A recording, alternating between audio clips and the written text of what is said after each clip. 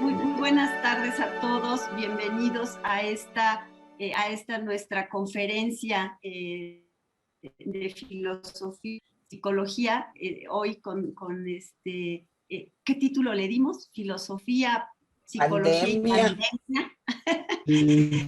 En donde, bueno, queremos que esta actividad de apoyo a filosofía y la psicología pues les sea útil para este semestre que ha tenido sus obstáculos, sus momentos de tensión y reinicio, y que bueno, pues podamos algunos de los profesores de esta asignatura y seguramente los demás que también nos acompañan a lo lejos, pues apoyarlos a todos ustedes. Yo solo quiero iniciar dando algunos agradecimientos. En principio, pues a la Facultad de Psicología, especialmente la División del Sistema de Universidad Abierta, que nos ha apoyado y nos apoya con la transmisión, con la difusión, en fin, al Departamento de Publicaciones, que también nos apoya con el bonito cartel y la difusión de esto, y al proyecto PAPIT IN 400319, y por supuesto al seminario de Historia y Filosofía de la Psicología que tenemos hace tantos años los profesores de estas asignaturas, hace tantos años como tenemos este plan de estudios. Entonces, sin más, quiero agradecerle su asistencia y pedirle al maestro Jorge Molina, que será nuestro moderador el día de hoy, pues que se haga cargo de lo que sigue. Bien, pues, muchas gracias. Buenas tardes, y me da mucho gusto el poder estar aquí con mis compañeros, compañeras, amigas y amigo, y presentar estas conversaciones. Avisarles desde el principio que cada uno va a tener 15 minutos para su presentación. Al público, a quienes nos escuchan, que al final tendríamos un espacio para preguntas. Pueden hacerlas por el chat, conforme las van teniendo, las vamos a ir acumulando, y al final hacerle las preguntas, presentárselas a los ponentes para que nos contesten.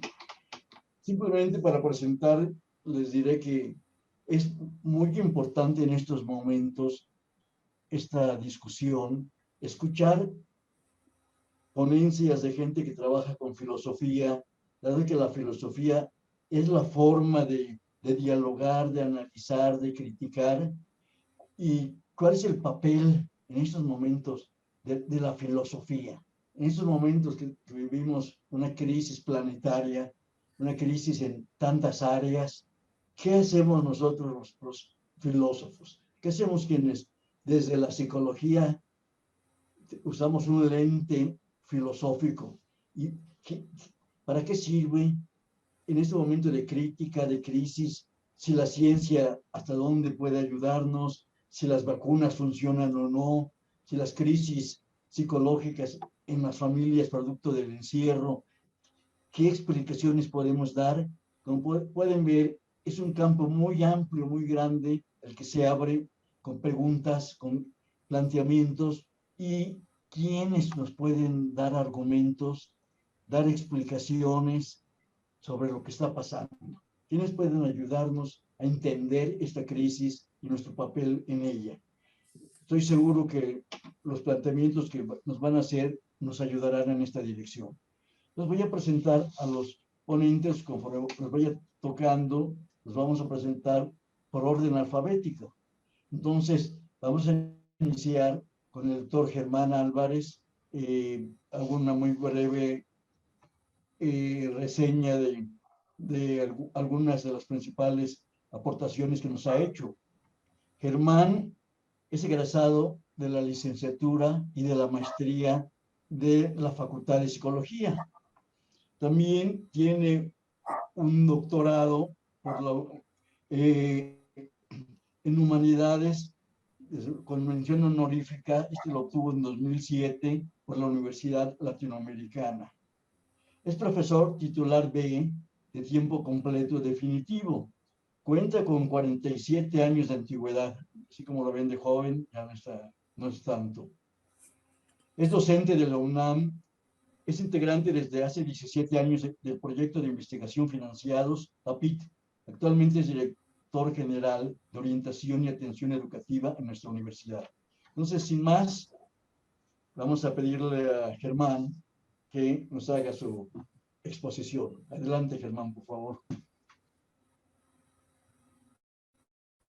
Les pido que rueguen a todos los santos para que se mantenga estable. Es un gusto siempre estar con gente tan querida por mí. Y yo reflexionaba un poco en el sentido de esta plática. Hemos tenido la actitud de darle elementos a nuestros alumnos para que ellos decidan, después de conocer argumentos acerca de lo científico, valioso que es la ciencia para el ser humano. Estamos frente a un hecho inédito que todos y yo sostengo que estamos en una sociedad mexicana polarizada con gran escepticismo.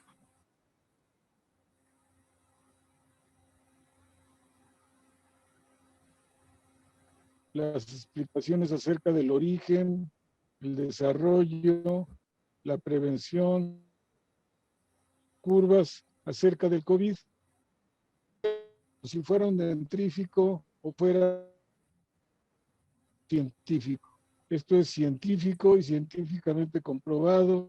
Es científico.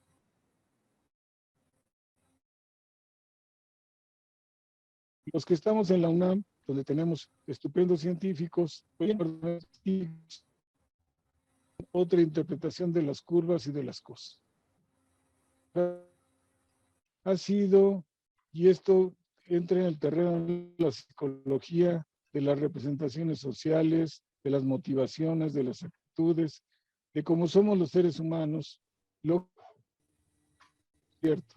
Desde las leyendas de por qué se originó el COVID, y vemos con cara sospechoso a todos los murciélagos y a todos los chinos. Existe o es un complot si le hacemos caso a la Nobel científica mexicana Pati Navidad, de este tamaño, si es útil o no usar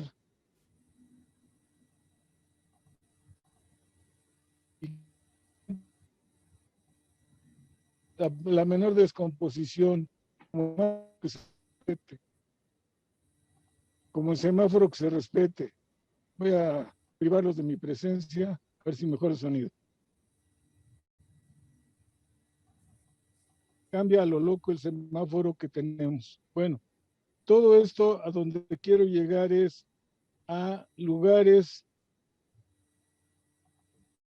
es el caso de una bola de orates bañando en cloro al personal de médico o tratando de linchar extranjeros o haciendo de las suyas en cuanta fiesta de Navidad o fiesta de Día de la Madre o fiesta de lo que sea, o anuncio de semáforo, cambio de semáforo, se rompen con todas las cuestiones de comportamiento que tenemos. A mí me parece que va a cambiarnos la vida definitivamente, que la ciencia no es la solución, pero es gran parte de la solución a todo este tema de la epidemia, de las cosas. Y me parece que el escepticismo de las personas a la vacuna, a los efectos de la vacuna, todo esto se explica por unos pensamientos no científicos, muy mágicos y quizás explicables. Bastó que se pusiera la más reciente a una parte importante del personal que somos académicos. Yo por mi avanzada edad fui de los primeros, pero me refiero a esta segunda oleada. Inevitablemente tiene unos 15 conocidos que les dolió el brazo, les dio temperatura y les dio la chiripiorca. De la generación de cristal que les toca ahora con los 30, a ver si se ponen la vacuna o no se ponen la vacuna. Hemos escuchado con tristeza, con dolor, secretarios de Omal o de las mágicas para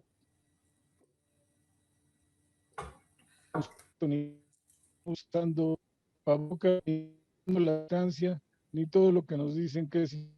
La universidad tiene de los científicos de punta, de los importantes, que nos están diciendo la necesidad de tener cuidado, basados, sí, en este gran trabajo de miles de millones para poder tratar de contender con un fenómeno totalmente nuevo. A mí me parece que algo que ha dañado mucho las cosas y es este escepticismo que tenemos, venga del gobierno, de los opositores del gobierno, hemos oído sordos y esto creo que no está nada bien. Unos tienen oportunidad de ver el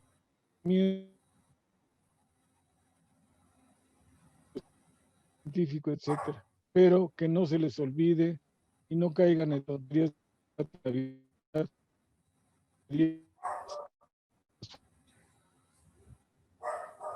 Gracias.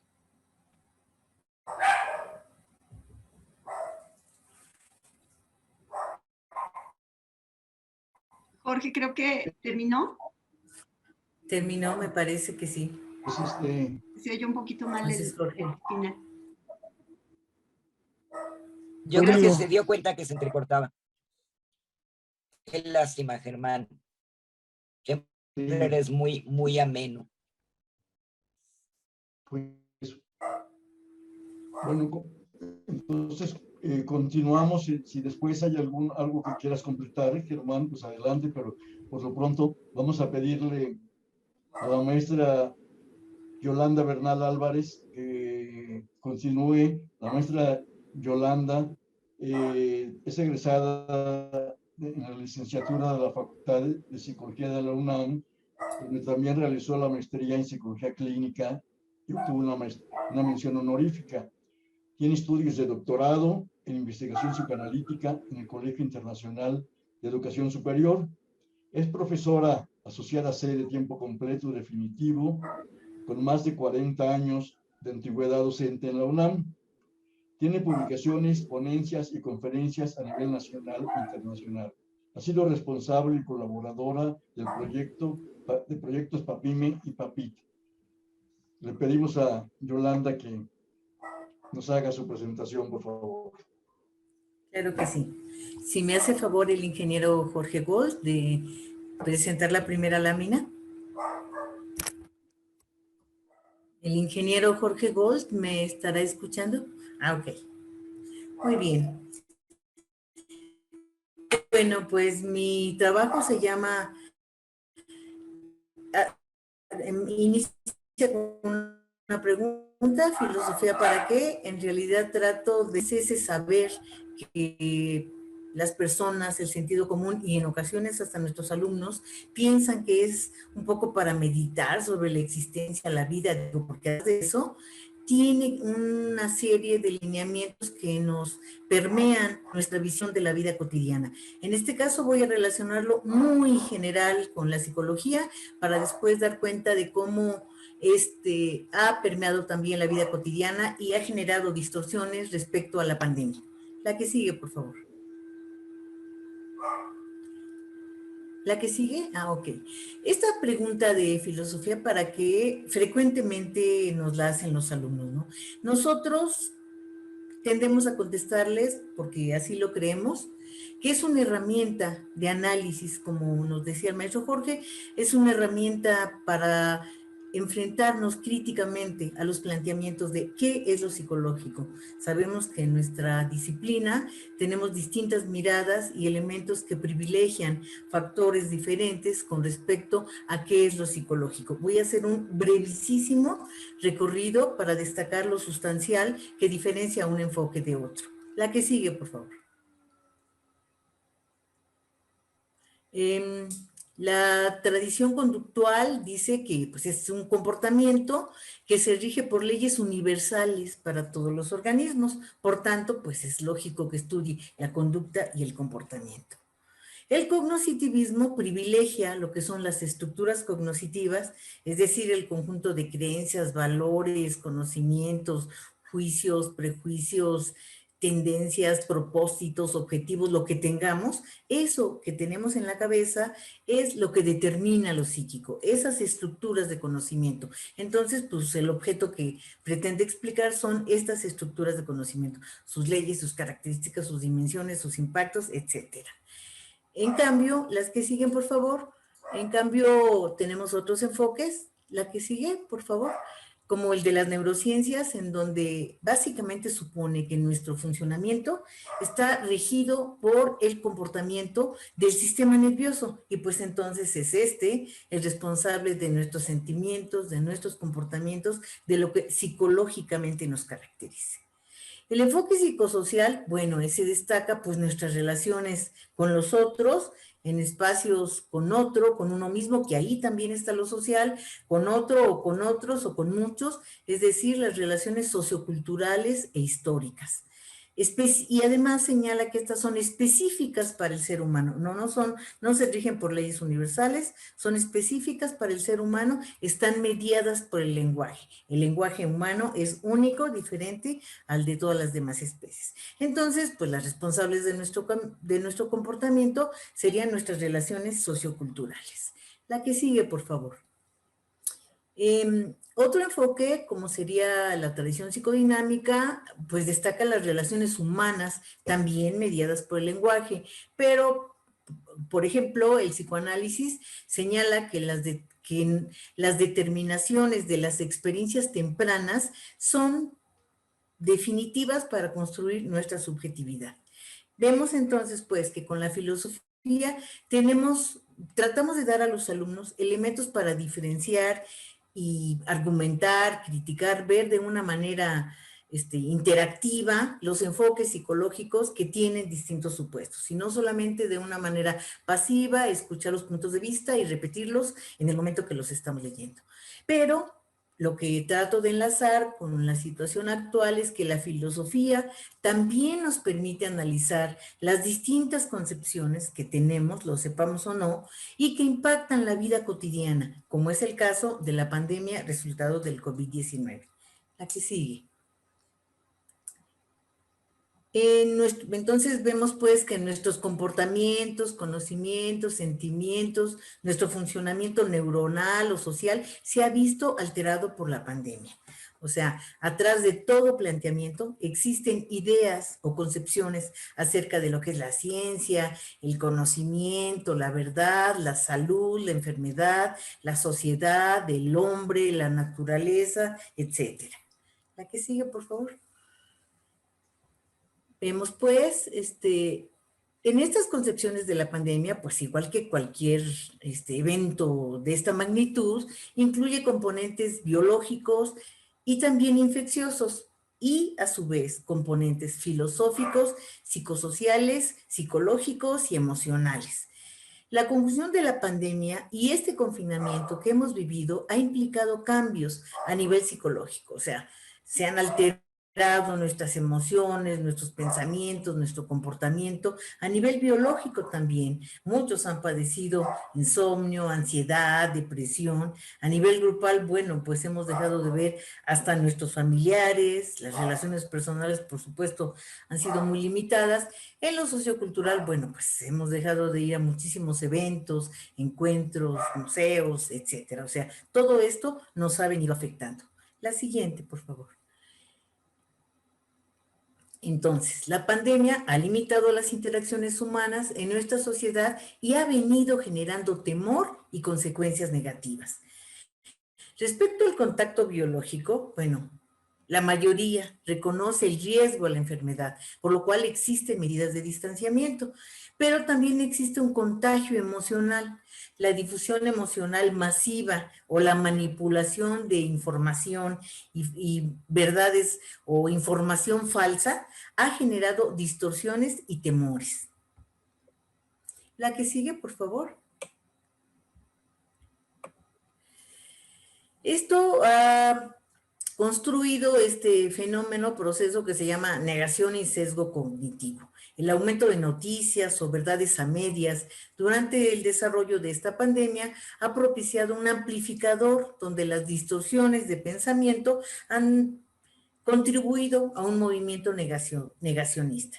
El negacionismo es un movimiento social basado en el rechazo a aceptar una realidad, aunque ésta sea empíricamente verificable. O sea, todos conocemos a alguien que ha muerto, cercano, medianamente distante, pero todos conocemos a alguien que ha pasado eso. Y sin embargo, a pesar de ello, aunque sea empíricamente verificable, hay quienes todavía pueden dudarlo, pueden pensar que es una manipulación. Han dicho que es una manipulación del gobierno para acabar con la población. Bueno, sabemos una cantidad de distorsiones que hay.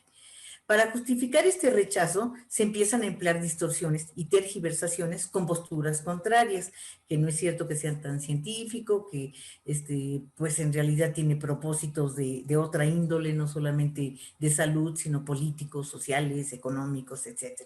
La siguiente, por favor. En este mismo sentido de negación y sesgo cognitivo, bueno, pues esto es una forma de error o disfunción en el procesamiento de la información que distorsiona nuestra percepción de la realidad. Hay una ilusión, se ha generado una ilusión de invulnerabilidad. Hay quienes suponen que a mí no me va a pasar. O sea, yo he estado con personas que está así, una persona, sus hijos, todos sus hijos, así como 8, y yo decía, y mi hija me decía, mamá, ponte tu cubrebocas, aunque yo lo traía aquí en la oreja, pero casi para que oyera la otra persona. Y el otro voltea y le dice, oiga, no, eso no existe. Entre más se cuida uno, más le pasa. O sea, no. Mire, yo no me he puesto nada y aquí están todos mis hijos y no nos ha pasado nada. O sea, empieza a generarse una ilusión de invulnerabilidad. Hemos visto unas playas súper saturadas, ¿no? También se han generado falsos consensos. Hay quienes, no, pues la vacuna no sirve, no usemos mascarilla, etcétera. Los pensamientos distorsionados que realizamos acerca de nosotros mismos y del futuro nos llevan a desarrollar estados de ánimo, pues confusos, negativos, que no son benéficos para nuestra interacción en la vida cotidiana. La que sigue, por favor. Pues entonces, estas ideas distorsionadas han llevado a negar la enfermedad, ¿no? O sea, hay quien dice que no existe, las noticias mismas lo han difundido, han dado datos que nos hablan de la situación. En julio de 2020, el Financiero nos dice que 1 de cada 10 personas no cree que el COVID existe. Los jóvenes y las personas con escolaridad básica, porque también tiene que ver con la escolaridad, a más baja escolaridad, mayor duda, ¿no? En febrero 2021 ya el Grupo Imagen dice que la información que recogió es que la información falsa ha afectado en todo el mundo. El movimiento antivacunas ha tomado más fuerza.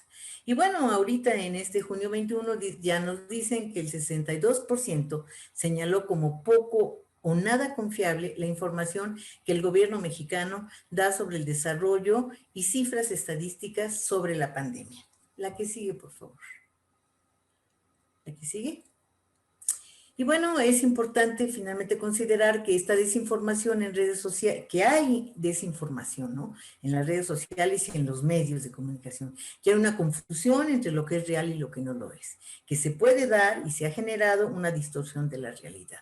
Que los niños de corta edad entenderán el mundo pues tan y como lo han vivido ahora, ¿no? O sea, con temor y vigilancia y creen que ya es, pues así es la vida normal. Y los adolescentes, bueno, ahí tenemos un problema, será difícil desconectarlos después de un uso continuo que tienen todo el tiempo en línea, en las computadoras o en los medios durante el confinamiento. La que sigue.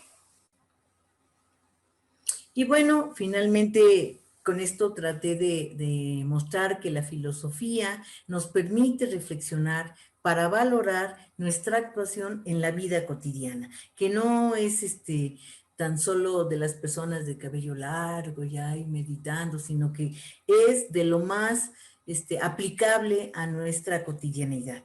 La filosofía no es un saber de autoconsumo, ya que impacta nuestra realidad social. Muchas gracias. Gracias, Yolanda. Ok. Pues vamos a continuar, vamos a presentar a nuestra tercera ponente, que es la maestra Nuri Domenech Terrans, que realizó la maestría en Psicología General Experimental. Tiene más de 40 años de docente. Es profesor asociado C de tiempo completo de nuestra facultad.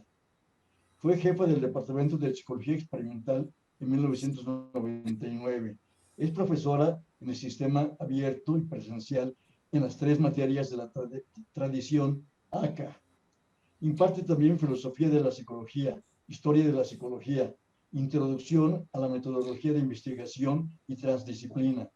Sus referencias e investigación se encuentran en la psicología de género, psicología del deporte y educación abierta y a distancia, mediada por TICS. Entonces, como vemos, tiene un muy amplio campo de intereses y presentamos a la maestra Nuri.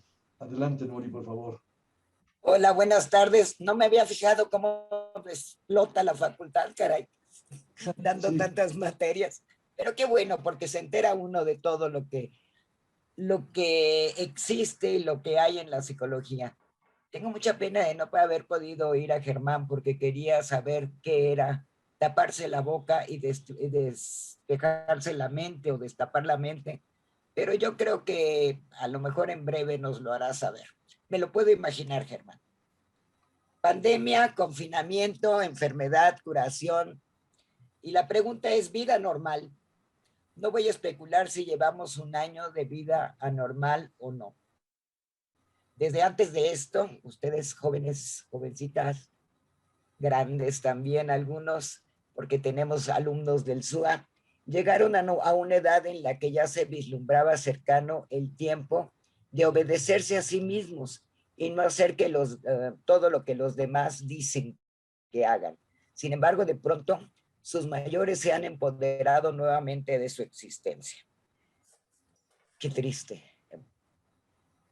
Me acuerdo de mi tiempo cuando entré a la universidad y quería ya ser yo, decidir.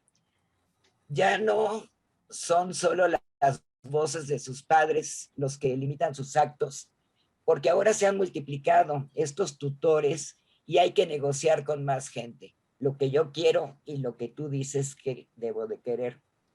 La verdad es que tienen mucha suerte ustedes, porque nosotros teníamos un teléfono amarrado con un cable que a veces era largo, pero era para todos en casa. No sé cómo nos hubiéramos comunicado con todos nuestros cuates y con toda la gente que queríamos comunicar. Seguramente mi papá debió de haber puesto un horario y limitaciones, porque además el teléfono no era tan libre, era caro. Así pues, existen ahora más voces que limitan su albedrío, traducido en acciones, o sea, lo que querían era salir, mirar, devorarse el mundo. Y aunque legalmente son mayores de edad y llegaron a la universidad, este mundo, aunque es diferente, no lo es tanto. Y bueno, sabemos que la universidad cambia existencias, lo sabemos por nosotros mismos, por mutuo propio. Sin embargo, tampoco en tiempos de la vieja normalidad lo cambiaría tan radicalmente. Y voy a decir por qué, más o menos. En 1971, híjole, ya hace un chorro de años, surge una visión que nos invita a pensar más allá de la libertad y la dignidad y nos sumerge en una teoría ambientalista que desmorona el concepto del hombre autónomo.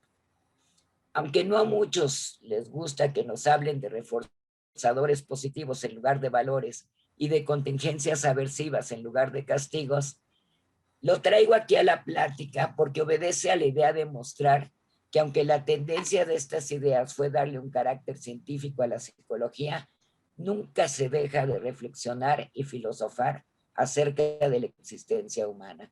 Recuerden que mi idea es borrar esa línea, esa frontera entre la ciencia y la filosofía, que pienso que existe, pero no tan fuerte como se cree.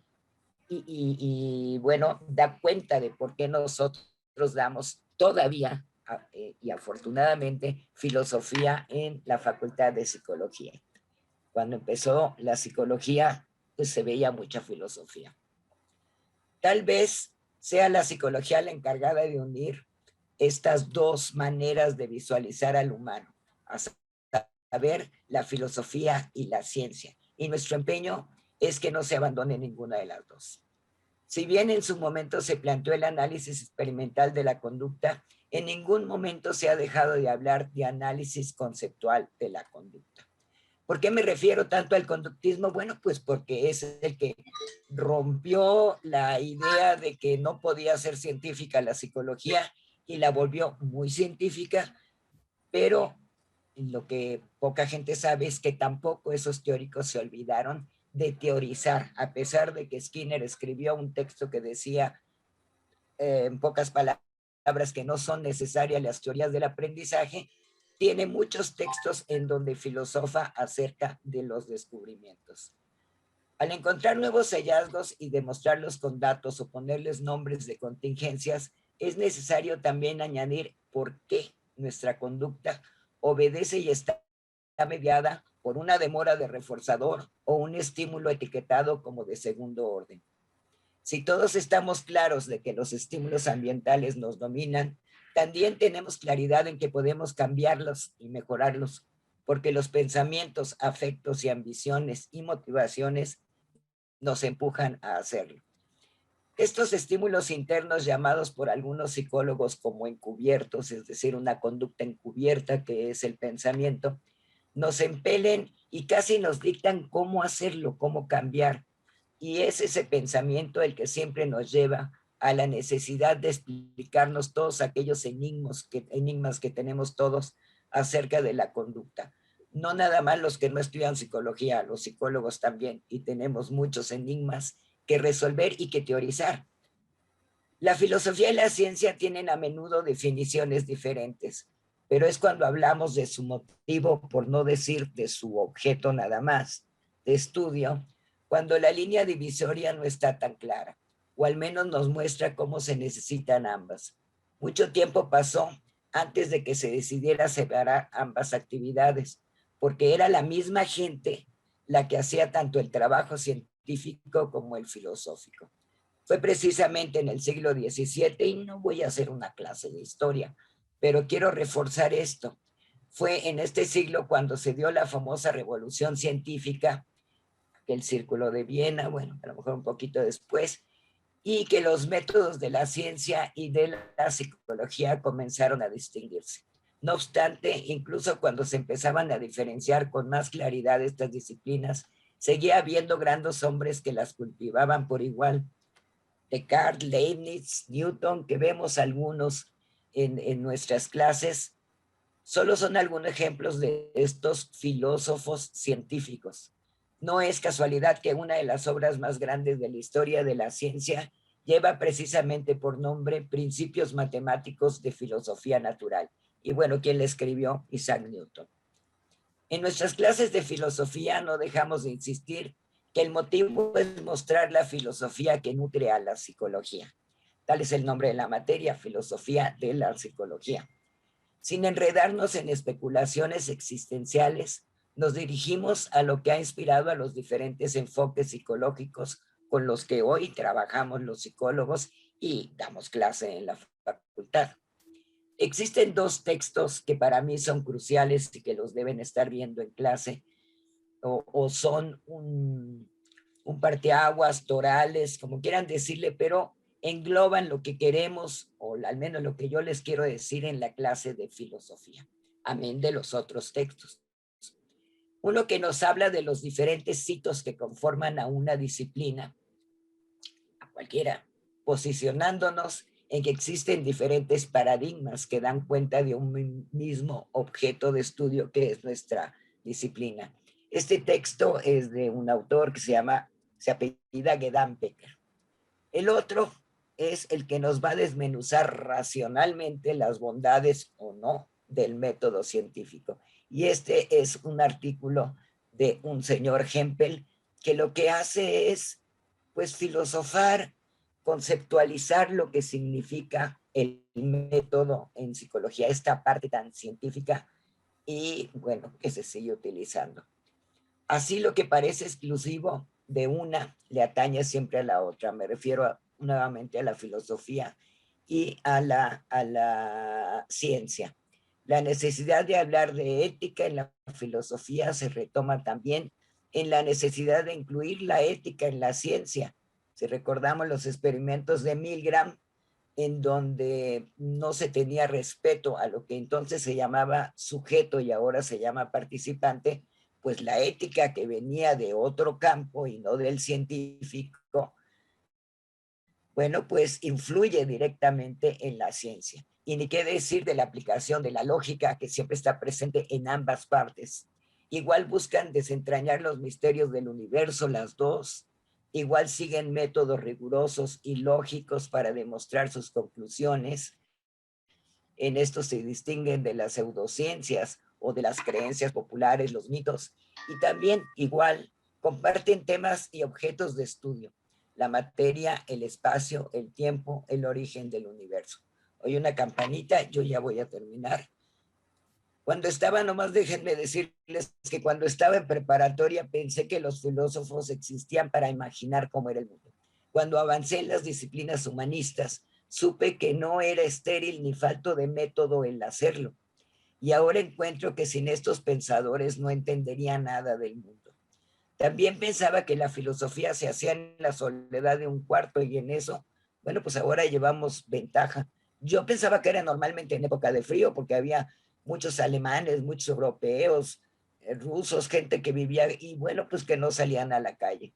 Luego afortunadamente me enteré de las borracheras que se ponía Descartes, de lo humano que era, de que no le gustaba levantarse temprano y de que tenía un círculo de especuladores, y adoré la idea de difundir las ideas, pero tener ese espacio privado para elaborarlas. En tiempos de confinamiento pandémico existen tales condiciones, jóvenes, hay que aprovecharlas. Sean ustedes filósofos y científicos con método, conociendo lo de los anteriores, a lo mejor viajando a hombros de gigantes, como siempre decía Newton, y que me encanta, porque sin lo que hicieron otros no podríamos avanzar. Y bueno, pues termino, no me quiero, yo creo que en las preguntas a lo mejor uno se extiende, a lo mejor no. Y bueno, solo les digo que no doy consejos ni me uno a ninguna conseja, porque aunque quiero vivir muchos años, no quiero llegar a vieja. Muchas gracias, yo les agradezco.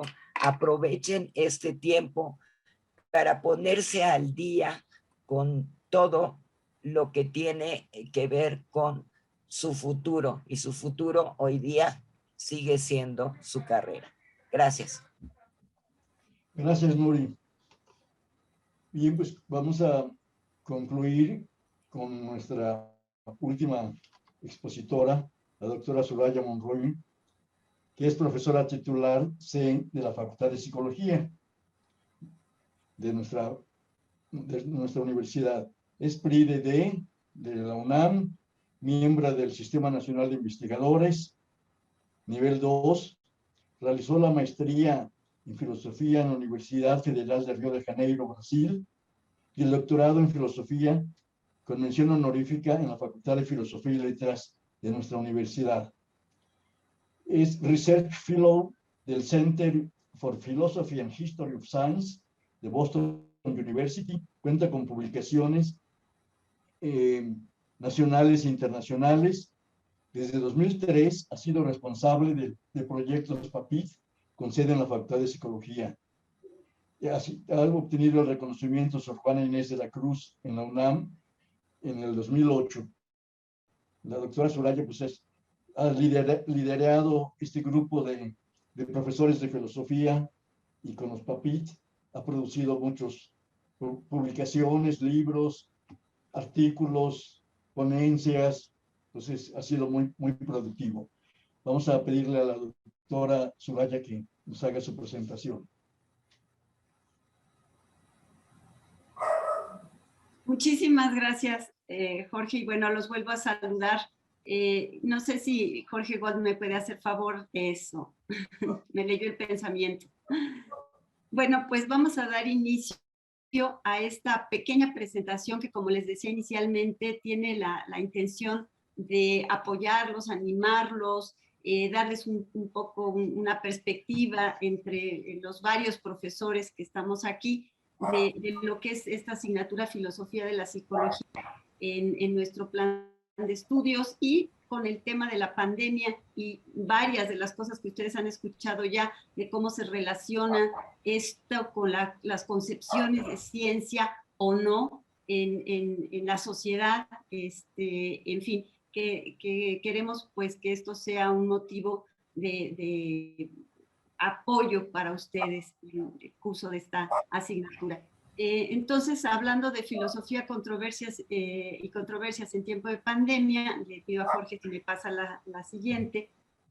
Voy rápidamente a referirme básicamente a dos partes de este curso y relacionarlo con los temas de la pandemia. La filosofía y para nosotros también la historia de la ciencia y de la psicología son elementos muy importantes de este curso.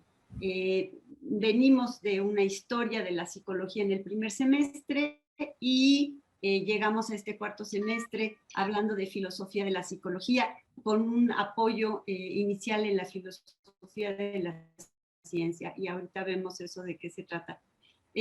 Voy a mencionar que una de las estrategias que usamos específicamente en la segunda unidad es la introducción de controversias, lo cual pensamos que es interesante, y miren, me faltó ahí cerrar el paréntesis, para la enseñanza de la psicología y de la ciencia, y que de hecho es una estrategia que se utiliza en la historia de la ciencia, y entonces pues la hemos importado y adaptado en este curso. Y bueno, tomar un poco los elementos de la pandemia que hemos vivido y seguimos viviendo durante más de año y medio ya, para poder hablar de los obstáculos en el conocimiento y de la enseñanza de la ciencia, y hacer pues cierta relación con la enseñanza y la filosofía de la psicología. La siguiente, por favor. Como les mencionaba en esta primera parte, quisiera referirme al tema de, digamos, de la historia de la psicología, con la que pues ustedes ya tuvieron contacto en el primer semestre, y en donde debería de haber estudiado las tradiciones de pensamiento psicológico, que además, como ustedes también deberían saber, son el alma de los primeros 4 semestres del área de formación general de nuestro plan de estudios. Entonces, por eso, filosofía de la psicología está en el 4º semestre, porque va a tener una relación importante. Necesitamos que ustedes ya conozcan estas distintas tradiciones de pensamiento en psicología para poder hacer esta reflexión con los temas de filosofía de la ciencia y con estas controversias que nos parece muy importante que sea una de las maneras en las que puedan ustedes ver este carácter científico de la psicología. Entonces, pues, en las primeras 2 unidades de la asignatura, que tiene 3, estarían estos temas presentes.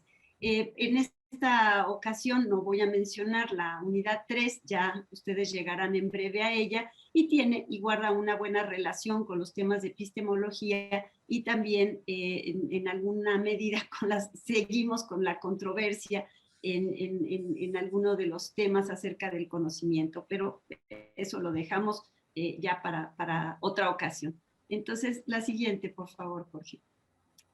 En cuanto a este tema de psicología y ciencia, que me parece que es importante tal vez hacer la reflexión a lo largo de estos 4 semestres, seguramente a ustedes les han hablado en un lado, en un sentido o en otro, del carácter científico de la psicología, o de quienes pueden incluso considerar que no lo tiene o no lo debe de tener.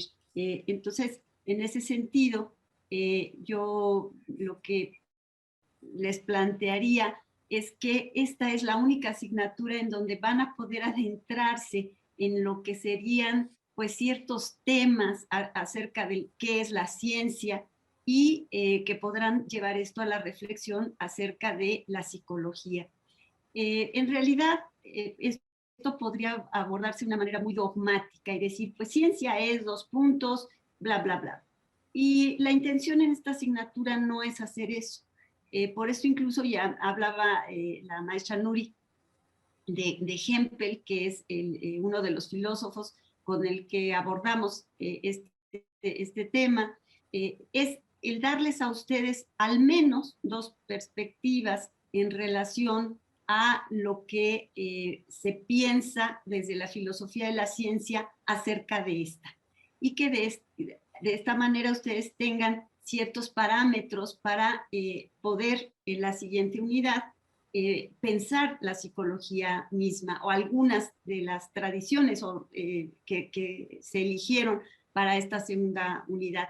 Entonces, para llegar a estas controversias en la filosofía de la ciencia, a partir, digamos, de lo que nos plantea Hempel, lo encontramos como un autor interesante porque nos da ciertas o diferentes perspectivas acerca de lo que son las hipótesis, de lo que es la explicación, que es el alma y la misión de la ciencia, y las teorías en las que se enmarcan estas explicaciones.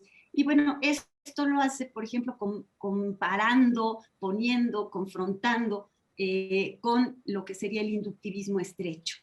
Va a hacer una fuerte crítica al inductivismo estrecho y va a hacer su propia propuesta en cuanto a los temas de investigación.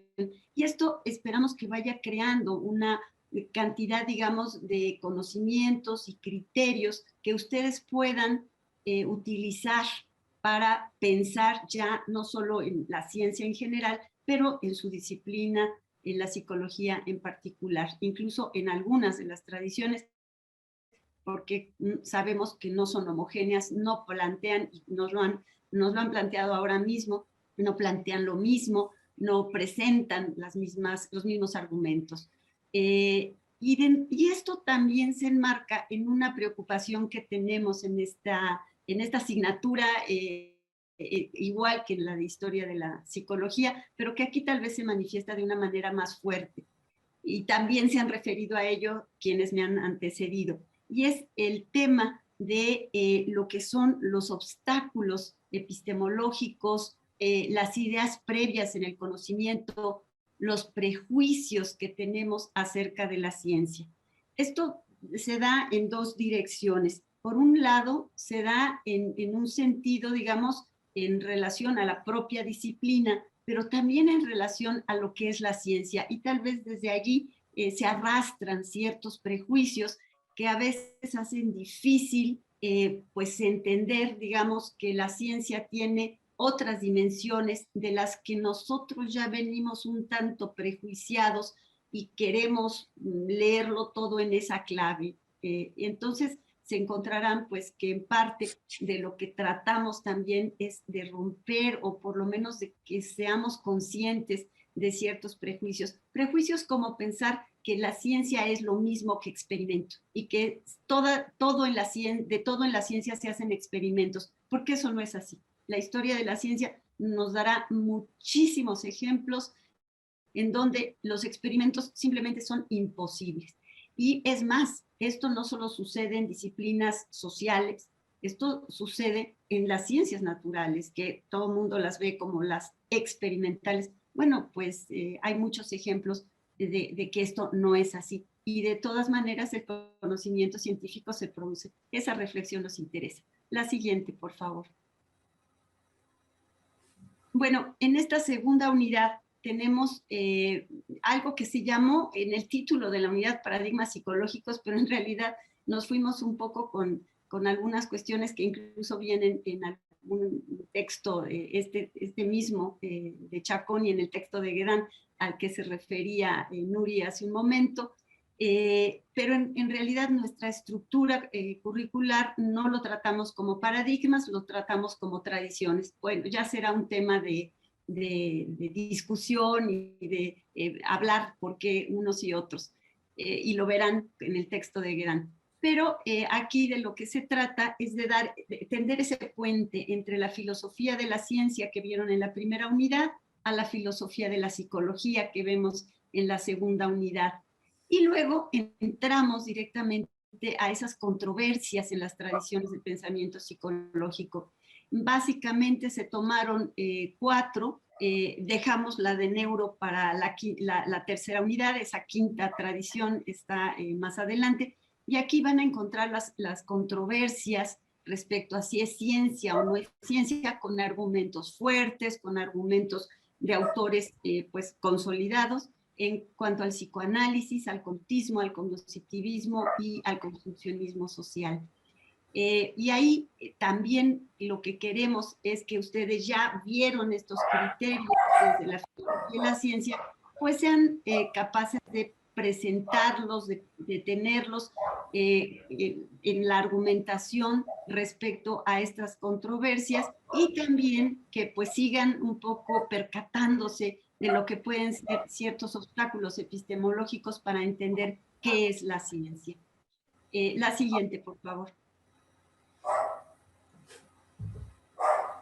Y aquí me voy un poco a lo que hoy podría ser nuestro ejemplo más cercano, que es la pandemia, donde los obstáculos para el conocimiento y para que se presentan en la enseñanza y el aprendizaje de la ciencia tal vez son muy palpables, los tenemos muy cerca. Yolanda hizo referencia en muchas de estas cuestiones, entonces no me detengo tanto, pero creo que algunas cosas vale la pena enfatizarlas, mencionando, por ejemplo, que hemos tenido y seguimos teniendo, a pesar del año y muchos meses de pandemia, un conjunto de prejuicios y de obstáculos para el conocimiento que se oponen a la comprensión misma de lo que es el conocimiento científico. Probablemente los tenemos nosotros, probablemente los reconocemos en otras personas, y esto es un problema importante en esta vida cotidiana y en la interacción social, pero que tal vez lo que van a estudiar en esta asignatura les permita entender no solo mejor a la psicología, a sus distintas tradiciones, pero incluso poder llevarse esto a la reflexión del ejemplo que tenemos con la pandemia con la que seguimos conviviendo, y parece que vamos a convivir un buen rato. El asunto del uso del cubrebocas, por más que pueda haberse dicho, que se pongan anuncios, letreros, etcétera, ustedes seguirán viendo personas que el cubrebocas lo usan de maneras muy distintas a la que puede funcionar mejor no solo para evitar el propio contagio, porque el cubrebocas no tiene tanto esa función, como para no contagiar a otros. Y entonces el tener el cubrebocas pues en todas las posiciones, excepto en la que debe estar, pues no sirve. En las cuestiones de la distancia, pues que a veces se puede y a veces no se puede, pero a veces se puede y las personas igual se enciman. Entonces uno no acaba de a lo mejor entender por qué razón, si saben que debemos guardar cierta distancia, pues no lo hacen. Seguimos luchando con eso, ¿no? El lavado de manos, bueno, yo los invito, ahora he salido un poco más y me ha tocado lamentablemente ver cómo se lavan tan rápidamente y tan mal las manos las personas cuando entra uno a un cuarto de baño, y entonces hacen como así, con agüita, y salen corriendo, y el jabón y todo aquello, pues parece que no importara, ¿no? Cuando es uno de los elementos principales para no contagiarse y para no contagiar. Y bueno, pues estos prejuicios que nos explicó Yolanda con tantos ejemplos respecto a la vacunación, que creo que en nuestro país afortunadamente tenemos menos que en otros lugares, y bueno, esperemos que eso nos ayude a que la vacunación siga en un buen ritmo, porque es verdaderamente de lo único que puede llevarnos efectivamente a una mejor situación y a una normalización de nuestra vida. La siguiente, por favor. Ya para terminar, bueno, de alguna manera lo que quisiera entonces señalar es que la enseñanza de la ciencia y de la psicología, con la reflexión que nos proporciona la propia filosofía de la ciencia y de la psicología, el pensamiento crítico del que podemos irnos haciendo con todos estos elementos, pues nos permita tener argumentos que se den a partir de conocimiento y criterios. y que pues esto es importante, como lo mencionábamos, para la formación profesional y también para la vida ciudadana. Y entonces pues con eso yo solamente, la siguiente por favor, quiero presentarles a esta diosa, nueva diosa azteca, y darle las gracias. Muchas gracias, Soraya. Pues, le agradecemos a todos nuestros ponentes sus magníficas presentaciones, en tan breve tiempo poder integrar propuestas interesantes e importantes, y pues pasaríamos a recibir preguntas. Tenemos algún tiempo para preguntas. Entiendo que también pueden mandarlas por chat, aunque, Sí. o hacerlas de viva voz. No creo que de viva voz van a poder porque ellos están en YouTube y nosotros estamos acá en el Zoom. Pero mira, ya aquí Jorge nos ponía esta de Amy Martínez, que dice, pues no sé si la tienes tú ahí a mano, y yo puedo leer algunas de las, por favor, yo no las estoy viendo, ¿sí? Entonces léelas. Dice, ¿por qué algunas personas siguen presentando sesgos cognitivos e ideas distorsionadas aún después de que sufren la enfermedad? Bueno, para quien sienta que habló de esto y pueda responderlo. No sé, Yolanda, creo que es tu tema. Sí, creo que lo sabemos. Efectivamente, como yo decía, todo mundo tiene a alguien cercano, pero también tenemos la contraparte, el bombardeo de información distorsionada, de que no es tan cierto, de que esto es relativo, tiene cuestiones políticas y las personas no tienen elementos que les permitan diferenciar entre lo que es real y lo que no lo es, porque tampoco digamos, están formados en ese sentido de pensamiento crítico, de someter las cosas a una verificación, de constatarlas ante lo real, sino simplemente pues me dejo llevar por lo que escucho en el radio o por lo que escucho en las noticias o en línea o en donde sea. Y sabemos la cantidad de información falsa que circula. No tienen elementos tampoco para distinguir entre lo que es una fake news o lo que es una noticia verdadera y aquella que no lo es. Porque pues por todos lados llegan también información, a nosotros mismos nos llegan información falsa, nos llegan informaciones contradictorias, pero lo sometemos a la plática, a la discusión con los alumnos, con el periódico, tenemos distintas fuentes de información para analizar, para confrontar, para reflexionar, pero no todo el mundo lo hace, o sea que si nos ponemos del otro lado de las personas que no tienen una formación científica que predomina el sentido común, que por cierto es el menos común de los sentidos, porque tampoco tenemos una formación escolarizada, crítica, ni con elementos de análisis, pues podríamos decir que comprendemos por qué se da este proceso. No lo compartimos, no es lo real, por eso nosotros apelamos a que la filosofía nos proporciona elementos de reflexión, de toma las cosas con calma, piénsalas, trata de constatarlas, de verificarlas, pero no es la estrategia, ni el mecanismo, ni el comportamiento que predomina entre la población. Como vemos, los niveles de escolaridad entre más bajos, menos creen en la seriedad del problema del coronavirus. Eso los datos lo indican, ¿no? Bueno, lo podemos comprender aunque no lo compartamos, ¿no? Jorge, ¿alcanzas a ver alguno de los otros? Hay una de Lilia Pérez. Nuri quería decir algo. Nuri nada más añadir un poco que estoy de acuerdo con Yolanda. No sé si el nivel más bajo hace de escolaridad hace estas cosas, porque hay grupos antivacuna, hay grupos y además no son iletrados, pues. Yo creo que hay gente que vive en una disonancia cognitiva o en una realidad alternativa, pero la sustenta, la quiere de esta manera. Creo que nos educaron mal. Siempre debimos de haber traído las manos lavadas, al menos cuando llegamos a la casa, y en un lugar como la Ciudad de México, con tanta contaminación, donde miramos el aire que estamos respirando, lo palpamos, pues deberíamos de traer cubrebocas.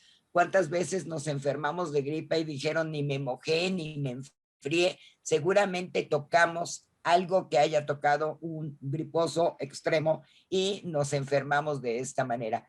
Creo que sí, hay que seguir bombardeando con que la Tierra no es plana, ya salieron a la Luna y nos la fotografiaron y sí es redonda.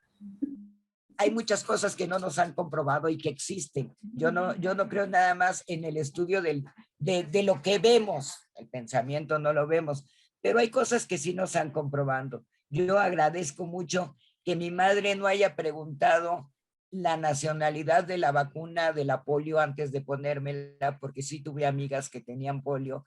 Y bueno, lo que aprendí en toda mi infancia fue que una vacuna a tiempo es buena. A pesar de que te vacunen, te puede dar, pero a lo mejor te da menos fuerte. Yo la verdad es que rompería cada que oigo que alguien no quiere vacunarse, o, bueno, a lo mejor nada más porque le va a doler el brazo, pero con ciertas razones, y las dan, de verdad, me entristezco y voy a seguir tratando de quitarles esa idea. Gracias. ¿Tienes otras que puedas leer, Soraya? Sí. Hay varias. En realidad, mira, por ejemplo, Lilia Pérez pregunta, o más bien, sí pregunta, dice, a 1 año y medio de la pandemia, ¿se tiene noción del índice de quienes han pedido ayuda psicológica, niños, adolescentes o adultos? No sé si esto es una información que alguno de ustedes tenga. Yo no. Pues es algo a averiguar. Germán, ¿tú no sabes de eso? No. Ok, bueno, entonces se la quedamos a deber a Lilia. Y luego Hilda Bustamante dice, la pandemia nos ha enseñado mucho, pero también ha planteado muchas cosas por hacer. Desde la mirada filosófica de la psicología, ¿cuáles son los problemas prioritarios por atender? También no sé quién quiera dar respuesta, Germán, Nuri. No sé cuáles sean, conozco a Hilda es psicóloga también, habla en el mismo idioma y por eso pone estos 4. Y sí, hay problemas prioritarios, pero habría que distinguir que es un problema prioritario conceptual, que bueno, es a lo que nos hemos dedicado aquí a hablar más de manera conceptual, o un problema prioritario inmediato de Estado, el hambre, la sobrepoblación, el feminismo. Creo que hay problemas prioritarios que hay que entrar también en este campo filosófico para entenderlos y hay que atacar los problemas prioritarios cruciales de la psicología. Bueno, pues son todos estos diferentes enfoques que nosotros tenemos, que a lo mejor a veces nos llevan también a no entender o no darles a entender bien a los alumnos la psicología, porque no es una sola, y todos aquellos satélites que tenemos los psicólogos, que son todas las concepciones, mitos, que cada quien puede seguir la que quiera, cada quien puede leer la mano de su sujeto como quiera, pero que intentamos que desde nuestro punto de vista sea lo más metodológico, y a esto no me refiero nomás a científicos, sino que haya estudios que demuestren y que hagan ese conocimiento más valedero. Enseñamos a los alumnos a enseguida preguntar, ¿cuál es tu referencia? ¿Dónde lo leíste? No nos preguntan si la revista está indexada o no, pero sí quieren datos. Y entonces, bueno, pues es también agradable saber que ellos se preocupan porque la información sea lo más veraz posible, venga de la tradición, del paradigma, del enfoque que sea en nuestra disciplina, que es la psicología. Muchas gracias. Sí, Yolanda. Sí, bueno, yo creo que ante esta problemática, ante estos problemas prioritarios que ahora vivimos, la psicología tiene mucho que hacer. Están los datos, es de todo sabido que la inestabilidad emocional pues ha aumentado, no solamente en el terreno de lo clínico hay mucho que hacer, también en el terreno educativo, la interacción entre los alumnos, los aspectos emocionales que el enfoque humanista hasta el cansancio nos ha repetido que repercute en el proceso de enseñanza-aprendizaje y en todos los procesos que se dan en el aula. ¿Qué no decir de las cuestiones sociales, las organizaciones? Cómo enfrentar como sociedad en conjunto otra vez este reencuentro con respeto, con una manera de interactuar distinta, pero también el reconocimiento del otro, de que lo puedo afectar, de que me puede afectar, de que el que no lo esté abrazando permanentemente no quiere decir que no lo quiera, pero que pues hay medidas que respetar. Las organizaciones laboralmente hay mucho que hacer. Sabemos pues la incertidumbre que ha generado todo el desempleo, las limitaciones económicas por las que muchos han tenido que pasar porque aumentaron. O sea, la psicología no es un saber tan solo escolástico, pues. La psicología tiene mucho que hacer en estos elementos de la cotidianidad, de los problemas prioritarios que hay. Y creo que, bueno, en el terreno clínico, social, educativo, tenemos muchas cosas pendientes, aunque hay que reconocer que también mucho se ha hecho. Ayer en un examen profesional de un alumno nos decía cómo, a pesar de la pandemia, él da atención psicológica vía telefónica, fue contratado por el Sindicato de Trabajadores de los electricistas y demás, que a pesar de todo esto ha habido una gran demanda, por supuesto, de este servicio, y que precisamente ahora que no se puede hacer este trabajo cara a cara, o que es mucho más difícil, pues esta es otra alternativa que está pendiente, y que él pide que, bueno, que apoyes el trabajo que venía haciendo nuestro querido y ausente compañero Jorge Álvarez, pero que, bueno, este tipo de cuestiones que tienen impacto y repercusión social, creo que es a las que les tenemos que tener ahora muchísima más atención. El que nos ocupemos de las cuestiones de la filosofía no quiere decir que no tenga que ver con nuestro trabajo en la vida cotidiana, como yo insistía, ¿no? Simplemente dice, lo haremos de una manera reflexiva, crítica, de una manera pues mucho más analítica, pero no quiere decir que si vamos a estudiar filosofía nos vamos a alejar, o la psicología y la filosofía no tienen que ver con estos problemas prioritarios que tenemos que atender como psicólogos y desde la psicología. Nada más.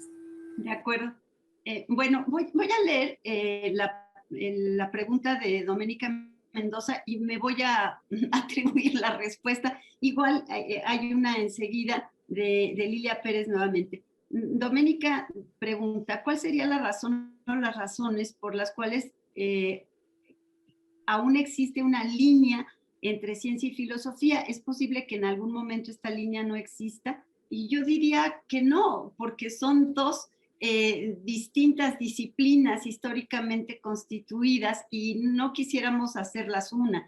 O sea, creo que la ciencia y las disciplinas científicas han tenido este desarrollo a partir del siglo XVII, justamente desprendiéndose de la filosofía, que en ese momento era filosofías de la naturaleza, y constituyéndose como un tipo de conocimiento que tiene que ponerse a prueba, lo cual no quiere decir que sea experimentalmente. Sí, la puesta a prueba puede ser de muchas maneras y eso es un tema de la primera unidad. En cambio, el conocimiento en filosofía se construye argumentativamente. No necesita ponerse a prueba de la manera en que lo hace la ciencia. Son dos formas de conocer diferentes, las dos salen y rompen con el sentido común, pero y tienen una relación, una contribución y un desarrollo propio también. Entonces yo creo que ahí no es cuestión de que se unan y se conviertan en un solo tipo de conocimiento, sino de poder de alguna manera beneficiarnos con los tipos de conocimiento de unos y otros, o de una y otra disciplina. Entonces, creo que por ahí sería la respuesta. Y luego Lilia Pérez lo que pregunta es cómo se conecta el pensamiento crítico con el tema expuesto. Bueno, muy brevemente lo mencioné, pero yo creo que es algo, o sea, el pensamiento crítico es algo que se trata de favorecer en los estudiantes, bueno, en todos nosotros, pero digamos que el estudiantado tenga esta, digamos, capacidad. Y creo que la manera en la que trabajamos, intentamos organizar el propio conocimiento de esta asignatura, tiende a favorecer que pueda darse este pensamiento crítico. No es un objetivo central de la asignatura, solamente creo que es algo que queremos fomentar porque esto puede darse de otras maneras. pero que la capacidad de argumentar que pueden tener, y que es parte de este pensamiento crítico, que pueden tener los estudiantes, las estudiantes,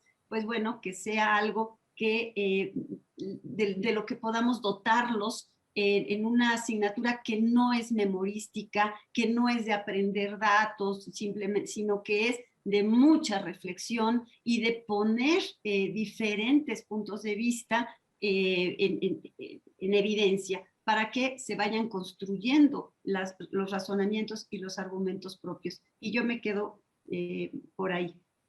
Déjenme buscar, hay alguna otra, y creo que por aquí pues vamos a tomar 2 o 3 más. Y Cristian Castillo hace 3 preguntas, creo que nada más 3. Entonces voy si quieren las leo y pues le damos respuesta, y a lo mejor con esto ya vamos terminando la sesión. Entonces, Cristian dice que la pandemia nos ha permitido dar cuenta de las profundas desigualdades que existen en diversos ámbitos de la realidad mexicana. Una de ellas es, de hecho, la educación. No es una pregunta, es un comentario, pero bueno, podría, si alguien quiere, abundar en ello, ¿no? El modelo de educación tradicional se ha visto enfrentado a una realidad en la cual no todos podemos tener acceso a los soportes tecnológicos que han servido como enlace entre docentes y alumnos. Bueno, también. Y ahora sí una pregunta. ¿Cómo caracterizan esta situación desde sus perspectivas, desde sus, supongo que respectivos enfoques epistemológicos, la filosofía y la psicológica? Bueno, y la psicología, se corrige por acá. Entonces, no sé si quien quiera comentar al respecto, tomando en cuenta esto que dice acerca de la desigualdad, la educación, los apoyos tecnológicos. Ahí Germán sabe un poco cómo la universidad ha intentado apoyar para pues tratar de ayudar, ¿no?, a quienes tienen estas dificultades, no sé, por ahí. Pero no sé si se escucha, que eso es lo que me tiene muy frustrado. Sí. Ahora sí. Bien. Ahora sí se escucha perfecto. Me parece que no solamente es un problema de educación, todas las desigualdades de género, socioeconómicas, porque tenemos violencia terrible contra la mujer en esta pandemia, tenemos violencia intrafamiliar, ha afectado, ha sacado a colación todo como estaba esta cultura y esta sociedad. Y me parece a mí que la universidad no se ha hecho omisa. De hecho, de aquí me voy a una junta porque la universidad trató, en la medida de su economía y de sus posibilidades, de armar los PC Pumas, que es estos centros donde se concentra máquinas y todo para los alumnos, y con muchas dificultades por la pandemia y los paros, poner al alcance de los alumnos becas de conectividad y tabletas. Más de 20 y tantas mil se han dado. No ha sido un poco complicado la logística de esto, pero eso no nos resuelve el tema, porque yo fui víctima de Slim esta tarde con la conectividad, pago un internet muy caro y no sirve. Puedo tener el mejor equipo, que sí lo tengo, pero si la conectividad no funciona, pues no funcionó. Nosotros creo que en el SUA somos privilegiados, porque nuestro sistema, igual que el de distancia, de alguna forma tenía respuestas que hoy fueron valiosas ante esta condición. No nos agarraron como los maestros de presencial, con materiales, con ciertas experiencias, y sí, teníamos la bendición de Moodle, y hubo que aprenderle a Zoom, y hubo que aprender muchas cosas. Eso no resuelve las cosas. Nuestros alumnos también tienen dificultades económicas, emocionales. No se puede aprender si no tienes el recurso económico. Como decía bien Yola, se te falleció alguien cercano, alguien perdió el empleo, ya no soportas vivir en familia, ya quieres ahorcar al de al lado, etcétera, etcétera. Son condiciones nuevas. No estamos acostumbrados a eso. Yo creo que 2 tareas que tenemos en la universidad pendientes, 2 asignaturas, es toda la cultura sanitaria, que tendremos todo mundo que cambiar nuestras formas de actuar. Y el tema de género, que son dos deudas que tiene esta universidad con las mujeres y con los temas de salud. Y ahí los psicólogos están haciendo cosas, eso hay que reconocerlo. Y no solamente en clínica, que sería lo más obvio, no solamente en clínica, en educación, mucho de lo que ha dado soporte a las cuestiones tecnológicas no es una cuestión de pirotecnia y de tener internet y de tener módem, sino de qué le pones y cómo las para enseñar bajo estas condiciones. Y eso nuestros colegas han dado muchas aportaciones. El home office pues, está rompiendo mitos. No necesariamente tienes que estar en tu trabajo para producir, con todo lo que te ahorras de transporte, de asaltos, de quién sabe qué tantos. Bueno, habrá cosas que la pandemia, en la educación, en la industria y todo, saldremos con una ganancia. Los costos son altísimos. Nos hemos desensibilizado a la cantidad de muertos que hay en este país. No nos impacta como la primera semana o el primer mes o los primeros 3 meses. Con una naturalidad nos dicen como un parte de guerra. Hoy tenemos tantos muertos y parece que no nos importa. Tenemos tantos empleos y tenemos tantas cosas. A mí me parece que no podemos sobresimplificar ni psicologizar las cosas. Es profundo, es complejo, tapabocas, porque alguien difunde noticias falsas y tiene parte de la explicación. Yo creo que ha sido estupenda la intervención de Yolanda, de Nuri, de Suraya. Han dado luz de cómo puede uno vincular algo que parece que no tiene que ver, que es la filosofía, con temas de la cotidianeidad y de algo que todos los que nos están escuchando han vivido, que es lo de la pandemia. Tenemos tareas pendientes muchas.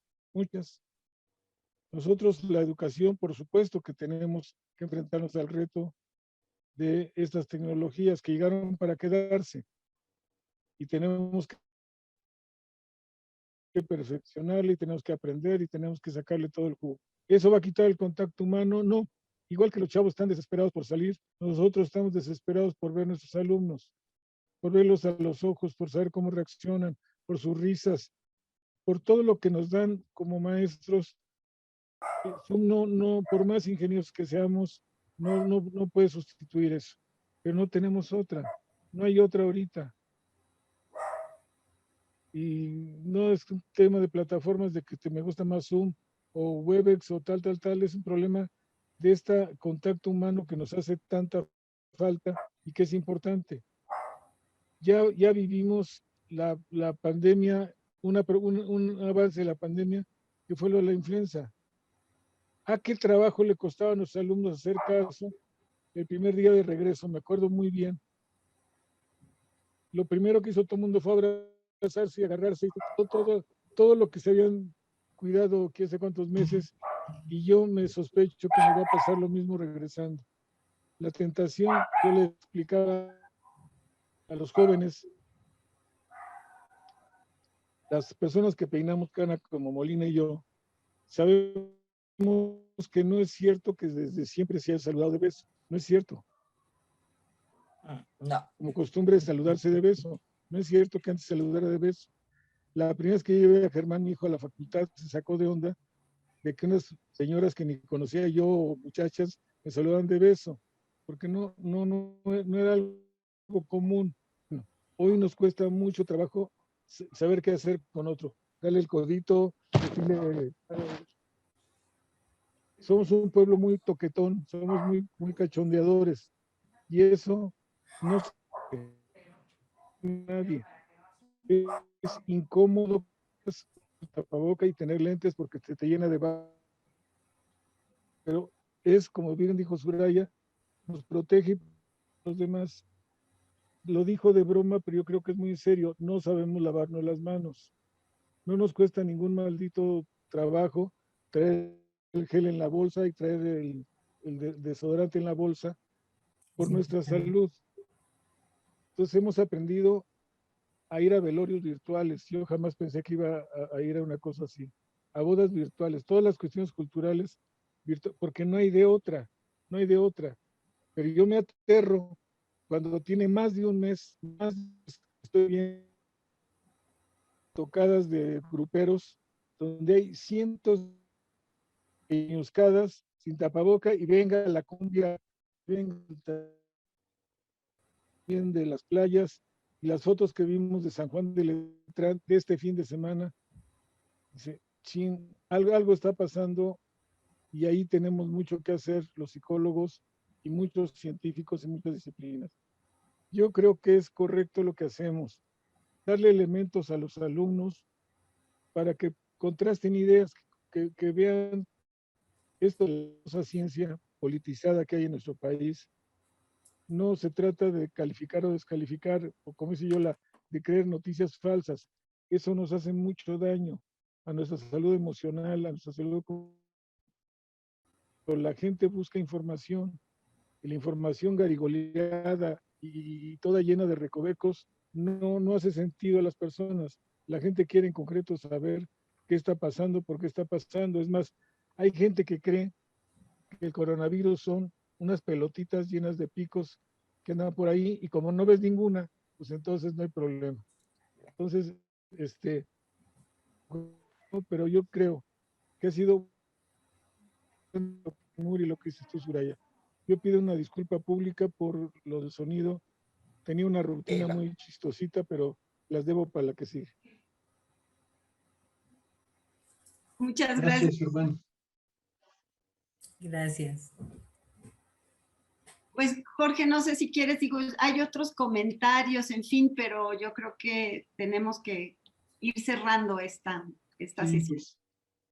Pues, lamentablemente el tiempo es limitado y pues les agradecemos tanto a los estudiantes y no estudiantes que estuvieron escuchando las preguntas que hicieron, a los ponentes que como siempre muy colaborativamente ponen sus conocimientos a disposición de la comunidad y pues esperamos que les sirva, esperamos seguir con este tipo de actividades que ya llevan muchos años por parte de los profesores de las materias de historia y de filosofía, que continuemos con esto. Así que muchas gracias y seguir algunas de las recomendaciones de cuidarnos, de no bajar la guardia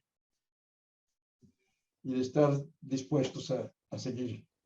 Pues muchas gracias. Gracias a todos, muchísimas. Muchas gracias. Claro que sí, Muchísimas gracias. Muchos saludos a todos.